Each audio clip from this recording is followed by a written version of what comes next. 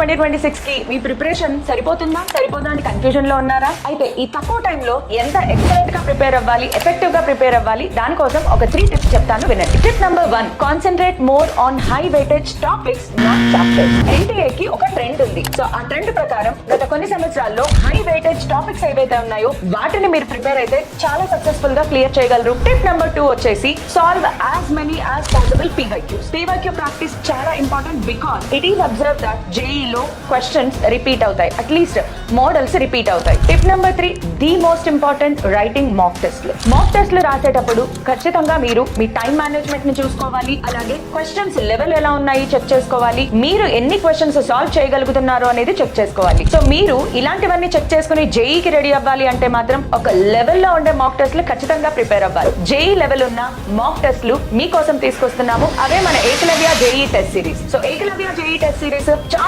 చాలా రిసర్చ్ చేసి ఎన్నో రాత్రులు నిద్ర లేకుండా మన వేదాంతు మాస్టర్ టీచర్స్ అందరూ తయారు చేసిన అద్భుతమైన టెస్ట్ సిరీస్ చాలా హెల్ప్ అవుతాయి. అండ్ రియల్ గా మీరు జేఈ ఎగ్జామ్ రాస్తున్నారా అన్నంత ఫీల్ ఇచ్చే టెస్ట్ సిరీస్ అన్నమాట. సో మీరు గనక జేఈని ఫేస్ చేయాలి అంటే ఏకలవ్య టెస్ట్ సిరీస్ ని మాత్రం ఫేస్ చేయాల్సిందే.